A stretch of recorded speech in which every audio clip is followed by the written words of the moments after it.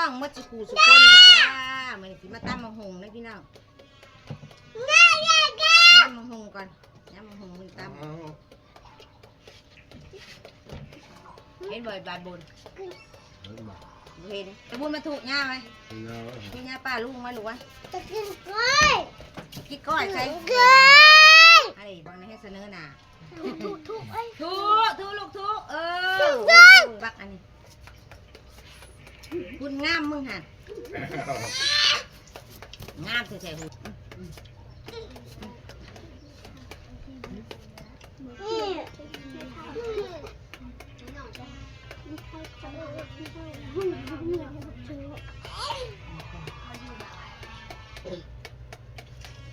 มันจะเป็นคุณยาม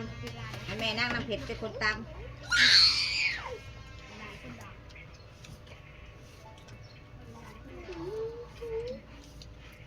ตำเอาเมื่อนี่บ่พวกเจ้าจมให้ยังมันโบราณโบราณหรอกจะบึ้งคนกันเลยไปดีเลยนางอันนั้นแต่หมกมาแต่หมก10 โมงหมกลงนี่ไง12 โมงบ่อันที่ลงมาละ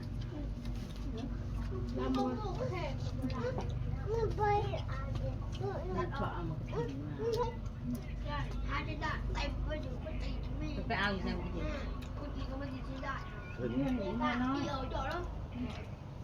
เอาไปอะไรได้แบบแม่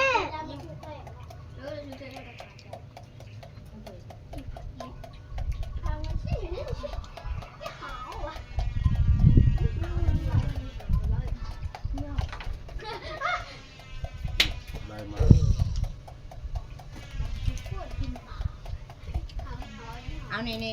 ง่ายกันนะง่าย3 แถวกินมักซาลีเน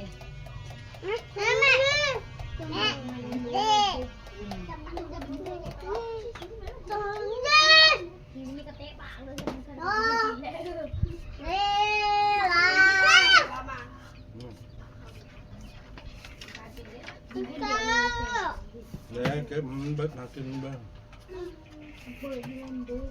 พ่อทำส้มแกงด้วยก่อนอย่าเหยียบมานะ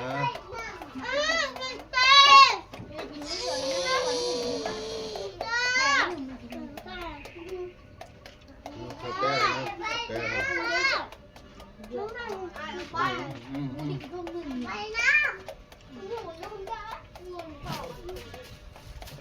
พ่อเอาหน้ามันหน่อยโอ้ยจะเลิกตัว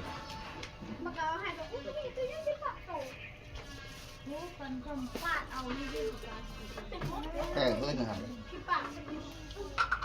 มือมาอ่อน แก่กระเทินมาแก่เลยแล้วคือจังมันแก่ แต่มันมีลมอยู่เลยกูบอกยินนะแม่น้องมาแล้วกินลมนี่เหรอ มาพี่มันมีลมเนาะนี่ค่ะ ที่มันตาเงียนเด็กไม่ถึงงามกระทินเลยก็ได้เด็กกระเด็ดแท้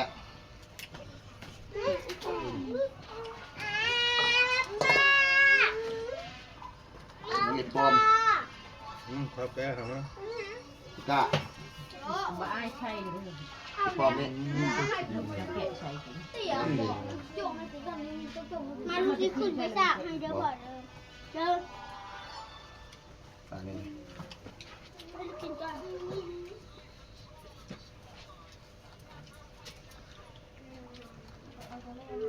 โจ๊กปากไข่ มาดูสาวพี่ดูสาว อันพัดลมยังบ่อยู่เลยค่ะ ยังเด็กลมหน่อยนะกินจ้อย อันพัดลมยังบ่อยู่จะจำได้ ลมน้ำงานน้ำตู้จนซ้ำลมกัน ลมอยู่แต่ว่าบ่สะอ้านดอกขี้เลื่อยพัดเลยกันนั่น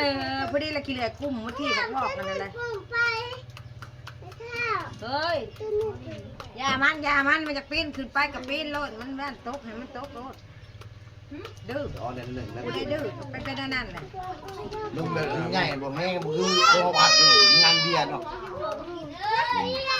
เ ย็นไง ลมในตัวของน้ำนี่เย็นแล้วรูแล้วลมนะ ดูสิ อยู่หลักหก อย่าดื้อร้ายบอกครับหัวมึงพลาดมึง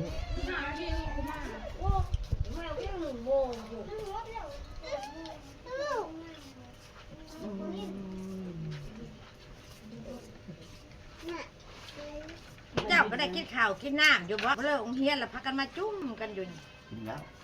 จุนักเฮียนนี่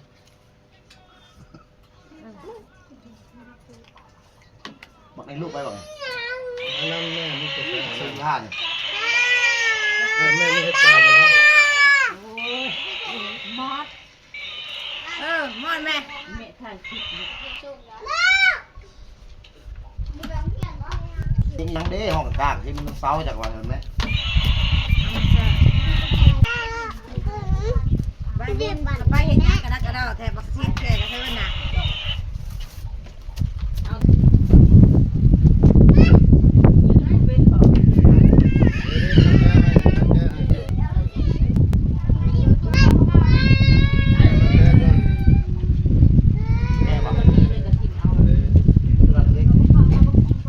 มีแต่ผู้คักร้านกะ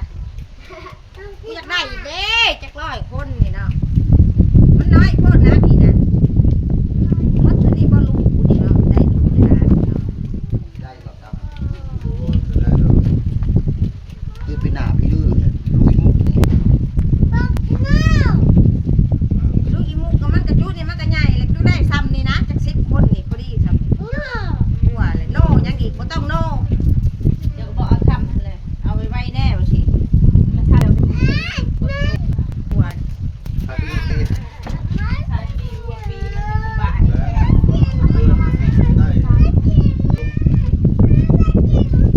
ได้ได้ แผ่น2แผ่น3เอาไปแล้วละ น่ะจังเลยอ่ะ สบายแม่เรียกนี่ เอาผักสีหาเรียกอีกนักข่าวที่แห้งเลยบ้าไปดิหมอเต็มหมอเอ้าบ้าจ้าแบบนี้แล้ว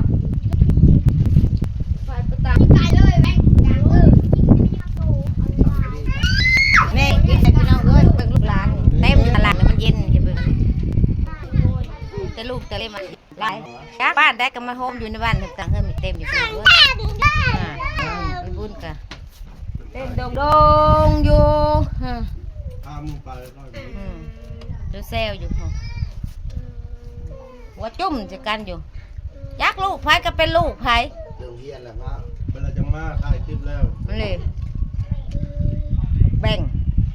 หมู่เท่าแบ่งเด้อพี่น้องเด้อมาลินน้ำเต็มเฮือน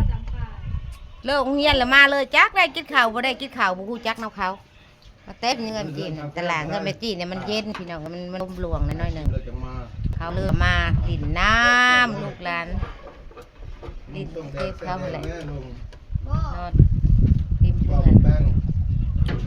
เอากันผลิตตำยำโมโหให้ลูกไผ่ขึ้นไปตามสิไปถ่ายคลิปให้พี่ให้น้องเบิ่ง เอา ถ่ายเอาตอนเด็กยำนี่แหละกระยานะพี่น้องลูกร้านเด้อส้นแบบนี้แหละมีที่ลูกร้านหลายไข่หมกกับมาแต่โรงเรียนน่ะได้เลิกมาแต่โรงเรียนมาแล้วนั่งน้ำเพชรเลิกเรียนมาแหละพี่น้องสบายดีปลาลุงนั่นมันแหละไข่หมกกับมาแล้วปุ๊พี่น้องมาแล้วไข่หมกกับผมมาแต่โรงเรียนแล้วกระมงเพิ่น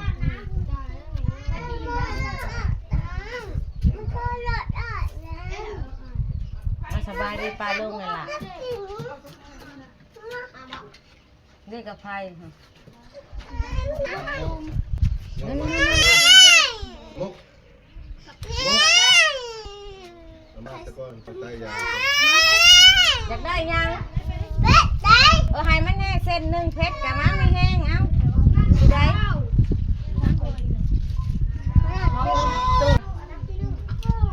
เดี๋ยวยังตำหุงอยู่เราลงมาก็กินแหละไปเอาขึ้นกาแฟเฮ้ย